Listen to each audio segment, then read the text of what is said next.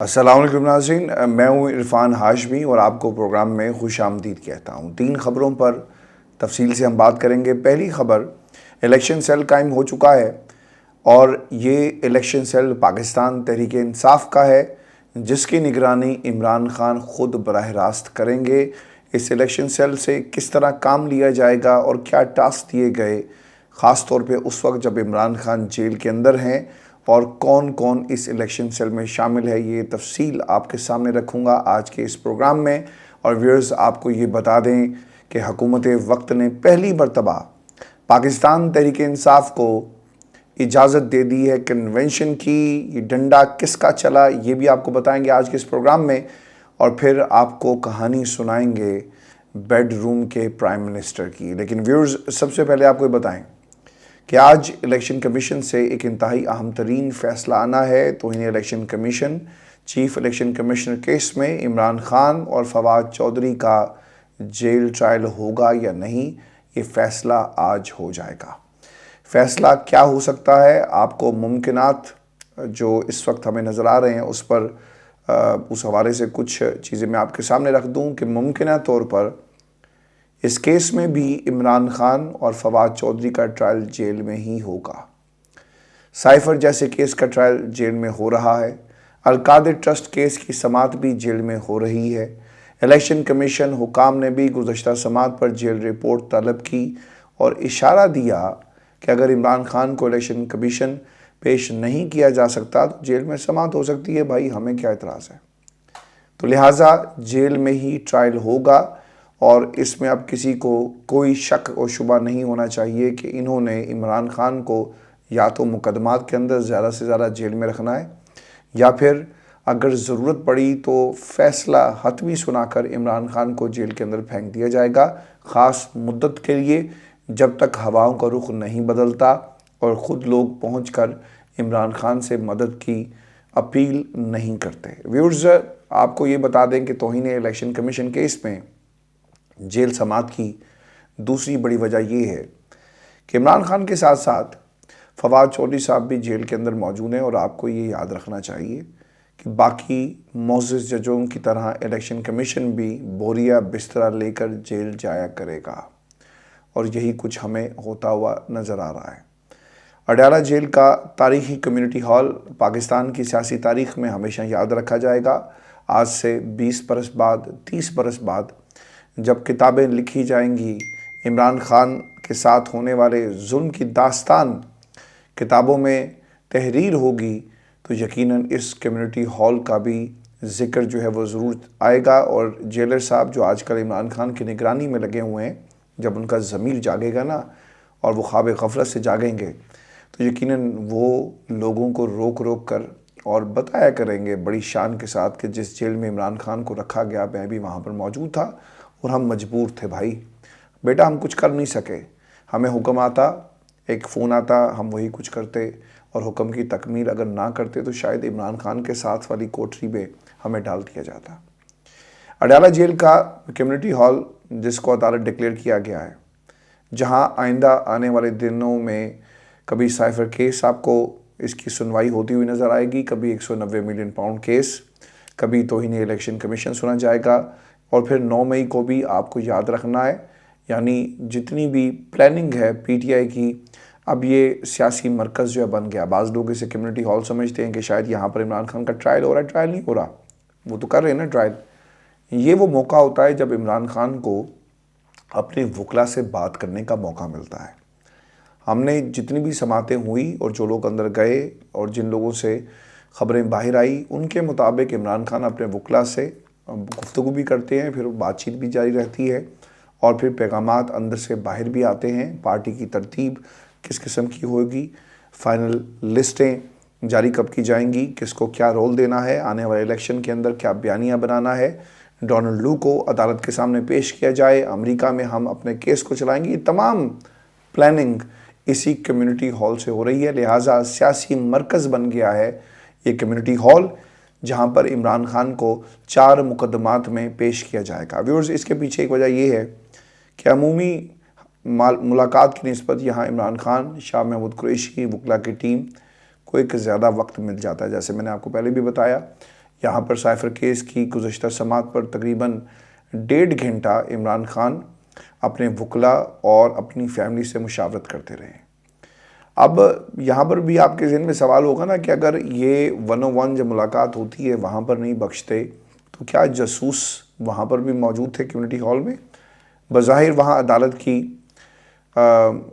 جو ایک احاطہ یا کمیونٹی ہال جہاں پر عدالت ہمیں لگی ہوئی نظر آتی ہے، وہاں پر پبلک بٹھائی جاتی ہے، وہ عام پبلک نہیں ہوتی۔ کچھ صحافیوں کے مطابق وہ لوگ جیل کے قیدی ہوتے ہیں، جبکہ قیدیوں کی بجائے وہ جاسوس بھی ہو سکتے ہیں اور اس کا کبھی امکان ہے، یعنی عام پبلک کے روپ میں بحروپ میں ان لوگوں کو بٹھایا جاتا ہے۔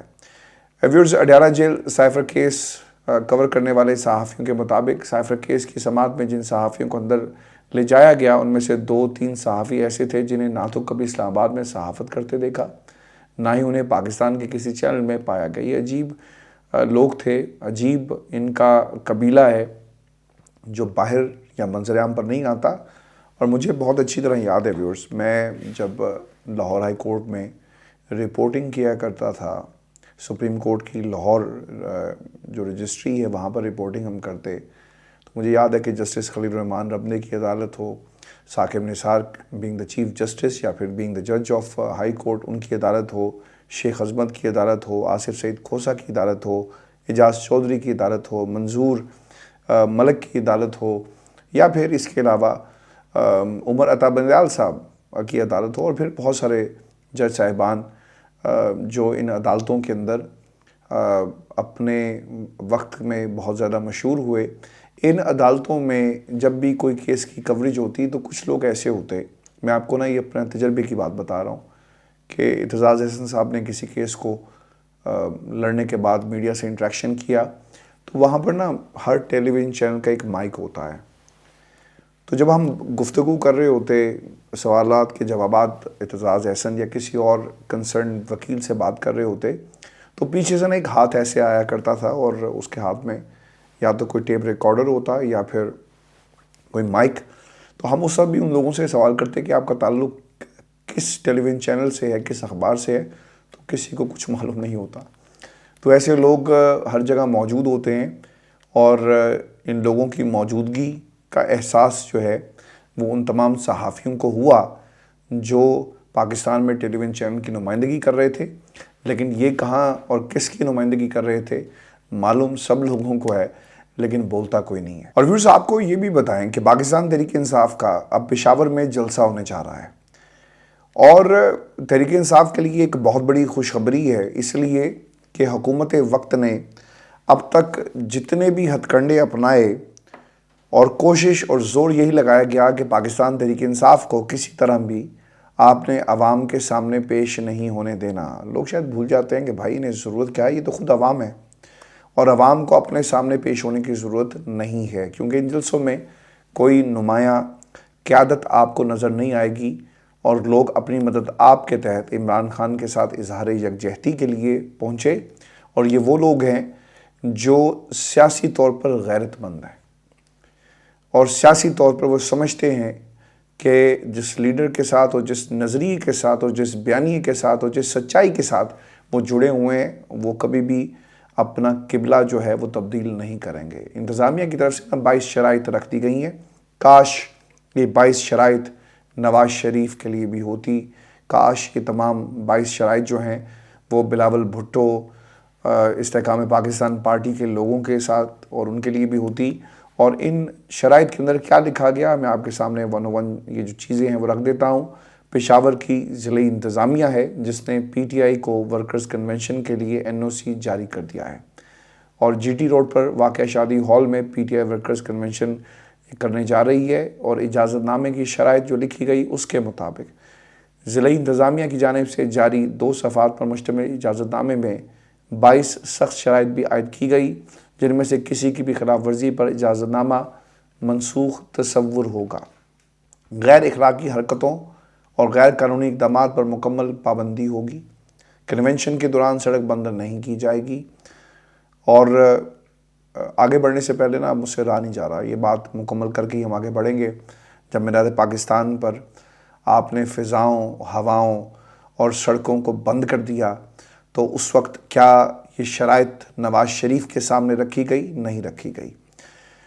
آپ نے پوری طرح سپورٹ کیا تمام صوبوں سے آنے والے لوگوں کو، کیونکہ لاہور نہیں نکلا تھا نواز شریف کے استقبال کے لیے۔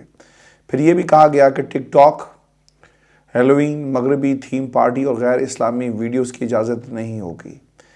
یہ لبرٹی چوک میں ایک انہوں نے نام نہاد قسم کی کوشش کی، جس میں لوگوں کو لا کر نچوایا گیا۔ تو یہ بھی ہمیں بتا دیں کہ یہ لوگ کون تھے اور کس قسم کا ہمارا کلچر، کون سا ایسا کلچر ہے جس کی نمائندگی کر رہے تھے، اور یہ ہیں کون جنہیں آپ نے اجازت دی اور کیوں اجازت دی۔ پھر آتش بازی بھی نہیں کی جا سکے گی۔ نواز شریف صاحب آئے تھے تو آتش بازی کی گئی تھی، تو نواز شریف کو کیوں اجازت دی گئی؟ پروگرام میں اسلحے کی نمائش نہیں ہوگی، ہاں یہ بالکل ٹھیک ہے جی، اسلحے کی نمائش کسی صورت بھی نہیں ہونی چاہیے۔ مکمل سیکیورٹی کی ذمہ داری، غور کیجیے گا، مکمل سیکیورٹی کی ذمہ داری متنظمین پر ہوگی۔ اب بھائی میں یہ بات بتا دیں کہ لاہور میں ویڈیو سوشل میڈیا پر موجود ہے، اور یہ میں اپنے پاس سے کوئی فرمان جو ہے وہ جاری نہیں کر رہا۔ ان ویڈیوز کے اندر پنجاب پولیس زندہ باد وہ بڑھ کر نواز شریف کا استقبال کروا رہی ہے، سپورٹ دی گئی، ان کو پروٹوکول ملتا ہے۔ تو کس بنیاد پر یہ سیکیورٹی فراہم کی گئی، اس کا جواب ضرور پاکستان کی عوام کو دیں۔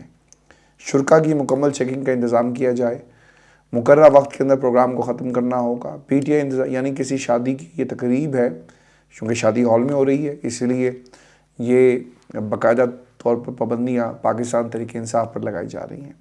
پی ٹی آئی انتظامیہ کی ذمہ داری ہوگی کہ وہ پروگرام کی ویڈیو ریکارڈنگ کر کے پولیس کو فراہم کرے۔ نواز شریف صاحب کی تو خیر تقریر کو ویسے آپ نے لائیو دکھا دیا تھا، اور ان کو کہا کہ آپ اپنا کام جو ہے خود کر کے دکھائیں تاکہ ہم کل کو آپ کو دھر سکیں۔ کنونشن میں ریاست مخالف اداروں کے خلاف تقریر اور نعرے بازی کی اجازت نہیں ہوگی، بالکل ٹھیک کہا۔ کسی کو بھی ریاست کے خلاف تقریر کرنے کی اور نعرے بازی کرنے کی اجازت نہیں ہے، میں بھی اس کے خلاف ہوں۔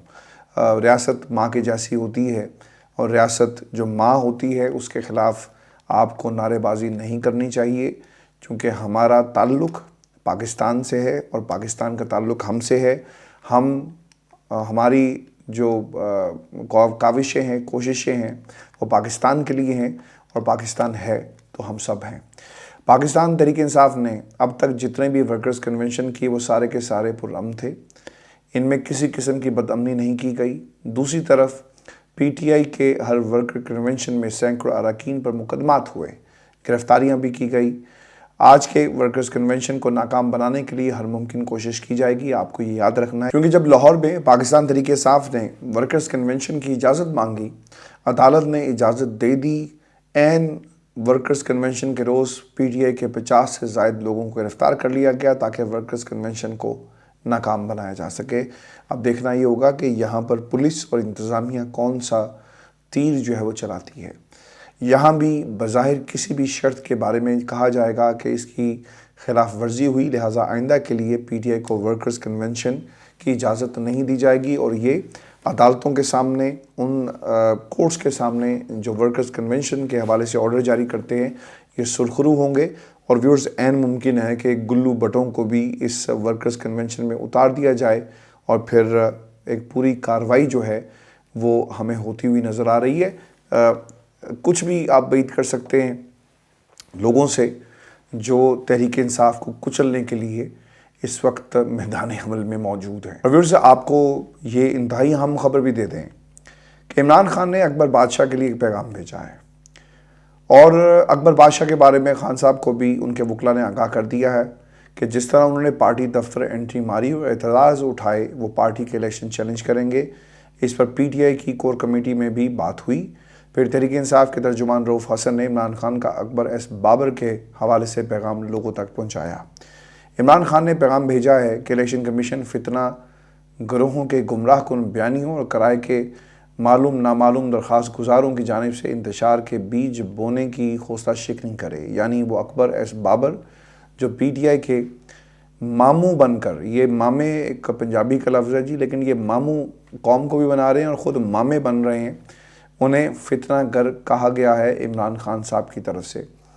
व्यूअर्स, सितंबर 2011 से पूरे कानूनी अमल के ज़रिए जमात से निकाले जाने और जमात की बुनियादी रुकनीत से महरूम एक कीना परवर और शर अंगेज़ टाउट की दरख्वास्त कमीशन को उलझाने की घिनौनी साजिश है, ये कहा उनकी तरफ से। अब ये वाज़ेह हो गया कि अकबर एस बाबर को कानूनी अमल से पार्टी की रुकनीत से हटाया गया था, लिहाजा अकबर एस बाबर का पार्टी पर कोई हक नहीं। इसकी बड़ी मिसाल ये है कि अकबर एस बाबर 13 साल क्यों खामोश रहे और एकदम से उन्हें क्यों याद आ गया कि इमरान खान ने उन्हें अकेले में क्या कहा था। व्यूअर्स, आपको ये भी बता दें कि जालसाज को कमीशन के रूबरू ज़ेर-इल्तवा मामले पर बयानबाजी से रोकना इलेक्शन कमीशन की जिम्मेदारी है। ये खान साहब की तरफ से पैगाम भेजा गया और फिर तहफ़्फ़ुज़ात के बावजूद तहरीक इंसाफ कमीशन के फ़ैसले की रोशनी में पार्टी के आइन और कानून के मुताबिक इंट्रा पार्टी इंतखाबात के इनेकाद के बाद मुकम्मल दस्तावेज़ात कमीशन के रूबरू जमा करवा चुकी है। आपको व्यूअर्स ये भी बता दें कि इलेक्शन कमीशन इन जैसे बहरूपियों की रेशा दुरानियों को नज़रअंदाज करके बल्ले के निशान को मज़ीद इल्तवा में रखने की बजाय इससे तहरीक इंसाफ के लिए जारी करे। तहरीक इंसाफ को सियासी अमल से बाहर करने की रियासती कोशिशों से कौम पूरी तरह वाकिफ़ है। ये है इमरान खान का पैगाम जो उन्होंने जेल से जारी किया और जिस तरह से कोशिश की जा रही है पाकिस्तान तहरीक इंसाफ को दीवार से लगाने के लिए, ये उसमें एक बहुत बड़ा रोल प्ले कर सकती है अकबर बादशाह की ये हरकत, और इसे यकीनन इस्तेमाल किया जाएगा इलेक्शन कमीशन ऑफ पाकिस्तान की तरफ से इमरान खान को कुचलने के लिए, उनकी जमात से बल्ला छीनने के लिए और इस बल्ले को किसी और को जारी करने के लिए। और फिर आखिर में आपको बताएं कि हुकूमत अब मौलाना के पीछे ना नमाज पढ़ रही है। जिस तरह अली मोहम्मद खान साहब गए और उन्होंने सियासी गुफ्तगू की, लेकिन उन्होंने आकर बाहर कहा कि हमने नमाज ज़रूर पढ़ी है लेकिन वो हमारे सियासी इमाम नहीं हैं। लेकिन हुकूमत कुछ और कर रही है और हुकूमती ओहदेदारों के इलेक्शन के हवाले से बयानात सामने आ रहे हैं। वो निगरान हुकूमत जो सिर्फ 90 रोज़ के लिए आई, इन निगरानों की तरफ से ऐसे बयानात आ रहे हैं जैसे वो पाकिस्तान में सबसे मकबूल हैं, जैसे वो अवाम के वोटों से आए और अब अवाम चाहती है कि वो ताहयात कौम के हुक्मरान बन कर रहें। काकड़ साहब की बात बहुत निराली है क्योंकि काकड़ साहब आपको टेलीविज़न स्क्रीन्स पर नज़र आएंगे, उनको अवाम के सामने जाने का बहुत शौक़ है, दुनिया के वज़ीर आज़म से मुलाकात का बहुत शौक़ है, वो बड़ी बड़ी कॉन्फ्रेंसेस में जाकर पाकिस्तान की नुमाइंदगी करते हैं। वो प्लेटफॉर्म जहाँ पर कभी इमरान खान साहब जाते और ये साथ साथ उनके होते, उन प्लेटफॉर्म से खड़े होकर सेल्फियाँ लेते। अब ये बड़े फ़ख्र से पाकिस्तान की नुमाइंदगी करते हुए वहाँ पर पूरा पोज देते हुए आपको नज़र आएंगे। काकड़ साहब पाकिस्तान के निगरान वज़ीर आज़म तो हो सकते हैं लेकिन वो आम पाकिस्तानी की तर्जुमानी नहीं करते। वो आम पाकिस्तानी की निगरानी तो करते हैं, हुकूमत की निगरानी तो करते हैं लेकिन तर्जुमानी नहीं करते। काकड़ साहब ने कमाल ये किया जी कि चूँकि इन्हें शौक़ है टेलीविज़न पर आने का और आप जितना मर्जी छुपाने की कोशिश करें तो दिल की बात जो है ना वो ज़ुबान पे आई जाती है। काकड़ साहब ने ना एक इंटरव्यू दिया जी और इस इंटरव्यू में उनसे पूछा गया कि वज़ीर-ए-आज़म हाउस में सबसे ज़्यादा आपको क्या पसंद है। अब सवाल बहुत ही आमियाना किस्म का था, आम सा एक सवाल था। इसमें कोई being the prime minister of the country, Islamic Republic of Pakistan and the first atomic power in the Islamic world, आप उसकी नुमाइंदगी कर रहे हैं, आप निगरानी कर रहे हैं। जो आपसे सवाल पूछा गया तो आगे से जवाब क्या है, यानी दिल की बात जो है वो बाहर आ गई। तो उन्होंने क्या कहा, वो ये कहते हैं कि उन्हें वज़ीर-ए-आज़म हाउस में सबसे ज़्यादा क्या पसंद है। तो आगे से जवाब आया कि उन्हें यहाँ का बेडरूम सबसे ज़्यादा पसंद है। यानी ये हाल हो गया हमारे हुक्मरानों का कि उनकी तरजीहात क्या हैं वो कौम के सामने आ गई।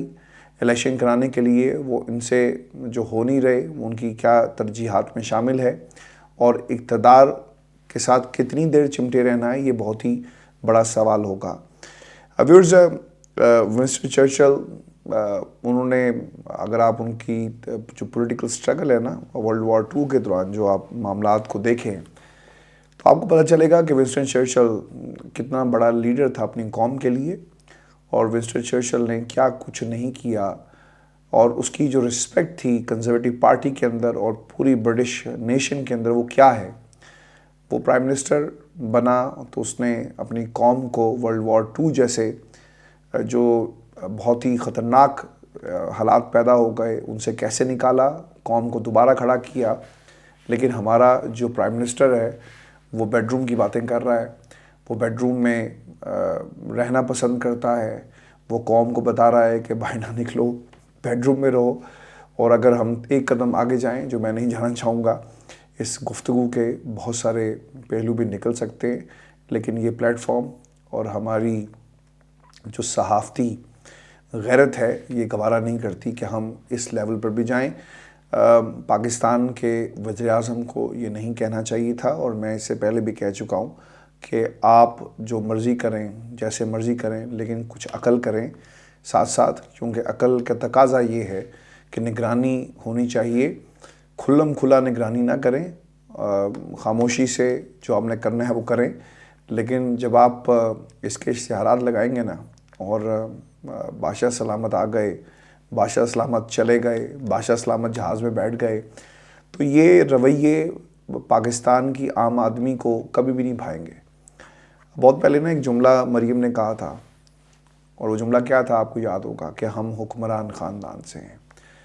آپ اپنے دل پر ہاتھ رکھ کر ضرور قوم کو بتائیں, بے شک آپ کا تعلق پاکستان مسلم لیگ نون سے کیوں نہ ہو, وہ سارے ہمارے بھائی ہیں, ہمارا ان سے کوئی اختلاف نہیں ہے, ان کی چوائس ہے, وہ جس مرضی کو فالو کریں. پیپلز پارٹی والے بھی ہمارے بھائی ہیں, تحریک انصاف والے بھی ہمارے بھائی ہیں, سب ہمارے بھائی ہیں. اپنے دل پر ہاتھ رکھ کر ضرور یہ سوال اپنے آپ سے کریں کہ جو پوز کرے کہ ہم حکمران خاندان سے ہیں, تو کیا ایسے لوگ پاکستان کے عام آدمی کا درد اور دکھ جو ہے وہ بانٹ سکتے ہیں؟ کیا آپ کے اور میری مشکلات کی ترجمانی یا ان کی نمائندگی کسی پلیٹ فارم پہ کر سکتے ہیں؟ کبھی نہیں کر سکتے. انہیں اقتدار کا نشہ لگ چکا ہے, اور مروثیت کا موسم جو ہے پاکستان میں شروع ہوا چاہتا ہے. وزیر داخلہ الیکشن کی تاخیر کے حامی ہیں, اور میں آپ کو نا ایک ریزننگ دے کے آپ سے اجازت چاہوں گا. سرفراز بگٹی صاحب یہ کہتے ہیں کہ امن و امان کی صورتحال اس وقت زیادہ بگڑ گئی جب پاکستان کے اندر مختلف اٹیکس جس کا وہ حوالہ دے رہے تھے. فضل الرحمان کی امن و امان کے حوالے سے بات چیت بہت حد تک درست ہے. ایسے حالات میں جب ملک میں الیکشن کی تاریخ قریب آتی جا رہی ہے, سرفراز بگٹی کا یہ بیان دینا یہ ثابت کرتا ہے کہ الیکشن میں تاخیر کے امکانات ہیں, کیونکہ الیکشن کمیشن نے سیکیورٹی کے لیے تو وزارت داخلہ کے پاس ہی جانا ہے. آپ کو یہ بتا دیں کہ گزشتہ 9 ماہ سے تحریک طالبان پاکستان فیکٹر کی وجہ سے دہشت گردی میں 78% اضافہ ہوا. فضل الرحمان کی جماعت کے لوگوں پر حملے ہوئے, بالکل ہوئے. فضل الرحمان کو کوئٹہ آمد پر تھریٹ کے حوالے سے آگاہ کیا گیا, اور پھر سرفراز بگٹی کے مطابق الیکشن SOPs امن و امان کے حوالے سے اسی ہفتے تمام پارٹیوں سے بات چیت کریں گے. امن و امان ہمارا سبجیکٹ ہے, یعنی اس ہفتے طے ہوگا کہ ملک کی سب سے بڑی جماعتیں الیکشن چاہتی ہیں یا نہیں چاہتی. میں آپ کو نا ایک اور اگزامپل دینے جا رہا ہوں. سرفراز بگٹی صاحب کہتے ہیں کہ الیکشن میں افواج کی دستیابی کے حوالے سے منسٹری آف ڈیفنس ہی بتا سکتی ہے, یعنی پہلے وزارت دفاع سے پوچھا جائے, وہ بتائیں کہ کیا الیکشن کے لیے 3 لاکھ سیکیورٹی اہلکار جن کی کمی درپیش ہے کیا وہ پورے ہو سکتے ہیں. اس کے بعد الیکشن کے معاملات آگے بڑھائے جائیں گے. سرفراز بگٹی کے آنے والے دنوں میں سیکیورٹی حالات مزید خراب ہونے کی پیشن گوئی, اور وہ یہ بھی کہتے ہیں کہ دنیا میں آج کل پراکسیز کی جنگ ہوتی ہے. دشمن کی ایجنسیاں پاکستان کے خلاف بھرپور قسم کی پراکسی جنگ کر رہی ہیں. TTP, BLA, BRA, BLF دہشت گرد تنظیموں کی دشمن ملک کی ایجنسیاں پشت پناہی کرتی ہیں. اور سب سے اہم بات نا جو میں نقطہ آپ کو بتانا چاہ رہا ہوں وہ یہ ہے کہ انہوں نے استعفیٰ نہیں دیا. ہمارے بہت ہی پیارے دوست عرفان سعید دنیا ٹیلی ویژن کے بیورو چیف ہیں, اور پھر میری کچھ اور صحافیوں سے بھی PFUG کے ملاقات ہوئی, ٹیلی فون پر بات چیت بھی ہوئی. لندن میں کچھ لوگ یہاں پر موجود بھی تھے, تو میں نے ان سے یہ سوال کیا کہ آپ کی نظر میں سرفراز بگٹی وزارت داخلہ سے مستعفی ہوں گے یا نہیں ہوں گے. تو انہوں نے نا مجھے وہیں پہ روکا اور ٹوکتے ہوئے یہ کہا کہ اگر تو وہ مستعفی ہو گئے تو بھائی سمجھو کہ الیکشن ہو گیا. یہ ایسے ہی تھا کہ میں آپ کو ان کا انداز جنہوں نے مجھے بتایا کہ اگر وہ مستعفی ہو گئے تو سمجھو کہ الیکشن ہو گیا. کیونکہ ان کے مطابق سرفراز بگٹی اپنی سیٹ کسی صورت خالی نہیں چھوڑ سکتے، کیونکہ ان کا سیاسی سروائیول اسی میں ہے کہ وہ یہ سیٹ خالی نہ چھوڑیں۔ سرفراز بگٹی کا مقابلہ شاہزین بگٹی سے ہوتا ہے، اور اگر سرفراز بگٹی الیکشن نہ لڑے تو شاہزین بگٹی جو ہیں وہ آسانی سے جیت جائیں گے، اور دونوں کے درمیان ایک پرانی سیاسی رائیولری ہے، لہٰذا سرفراز بگٹی ضرور الیکشن جو ہے وہ لڑنا چاہیں گے۔ تو ویورز، یہ آج کا ہمارا پروگرام تھا۔ میں آپ سے بہت ساری معذرت چاہتا ہوں، آپ لوگ بہت سارے انوائڈ بھی ہوں گے کہ میں اتنا سلو ٹھہر کر الفاظ کے ساتھ جو ہے وہ شاید کشتی کر رہا ہوں، اور پھر آپ تک جو ہے یہ تمام انفارمیشن پہنچ رہی ہے۔ اصل میں تھوڑا سا آپ کو بریف کرتا چلوں، آپ کو بتا بھی دوں، کیونکہ آپ سب دوستوں کا یہ پلیٹ فارم ہے، اور یہاں پر ہم اپنی ذمہ داریاں جو ہیں وہ روزانہ کی بنیاد پہ ادا کرتے ہیں۔ میں پچھلے کوئی 3-4 ہفتوں سے میری طبیعت ٹھیک نہیں ہے، اور اس کی کچھ میڈیکل ریزنز بھی ہیں۔ آپ لوگ تمام دوستوں سے دعا ہے کہ یہ جلد سے جلد جو ہے وہ صحت اللہ تعالیٰ عطا کرے، اور پھر ہم اسی جوش اور جذبے کے ساتھ اور گرجدار آواز کے ساتھ آپ سے اسی طرح مخاطب ہوں۔ ویورز، دو ٹوک میں بھی میری پریزنس جو ہے وہ بہت، یعنی میں موجود تو ہوتا ہوں لیکن میں پارٹیسپیٹ اس طرح نہیں کر رہا ہوتا۔ اس کی بھی ایک بنیادی وجہ میں نے آپ کے سامنے رکھ دی، تو درگزر کیجئے گا، یہ آپ کا اپنا پلیٹ فارم ہے، اور انشاءاللہ تگڑے ہو کر، بہتر ہو کر، اور اسی انداز میں آپ سے بہت جلدی ہم مخاطب ہوں گے۔ اپنا خیال رکھیے گا، اجازت دیجیے، اللہ نگہبان۔